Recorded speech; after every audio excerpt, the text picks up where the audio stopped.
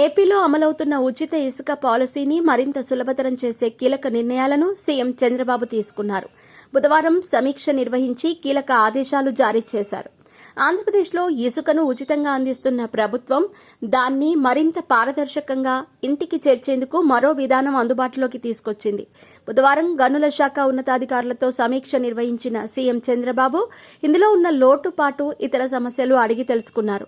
ఇసుక booking, transport, నిఘా వంటి అంశాలపై ఆరా తీశారు. దీనిపై కొన్ని సూచనలు చేశారు. గ్రామ వార్డు సచివాలయాల్లో ఇసుకను ఉచితంగా బుక్ చేసుకునే వెసులుబాటు కల్పించాలని అధికారులను ఆదేశించారు. అక్కడ బుకింగ్ చేసిన తర్వాత ఎప్పుడు రవాణా అవుతుంది అన్న విషయం నేరుగా వినియోగదారులకే తెలుస్తుందన్నారు.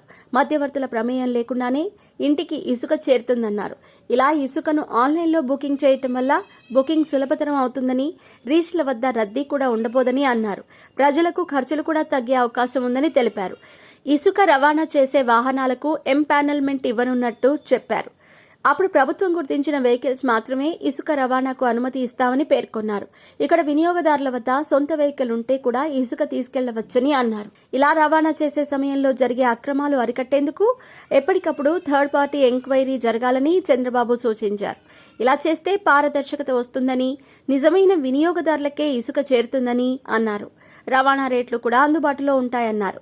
ప్రైవేట్ వ్యక్తుల ఇసుకను బల్క్ గా బుక్ చేసుకునేందుకు సెపరేట్ ఆన్లైన్ విధానం తీసుకురావాలని అధికారులకు సూచించారు చంద్రబాబు.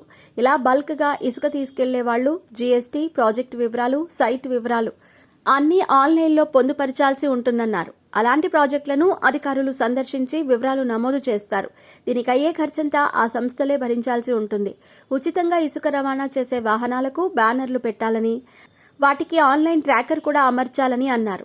నిఘా వ్యవస్థను జిల్లా స్థాయి విజిలెన్స్ కమిటీలు, కలెక్టర్లు, ఎస్పీలతో మరింత పటిష్టపరచాలన్నారు. ఇంకా సమస్యలుంటే బాధితులు 1800599459 నంబర్కి ఫోన్ చేసి లేదా ప్రభుత్వ అధికారిక వెబ్సైట్లో కూడా ఫిర్యాదు చేయవచ్చు.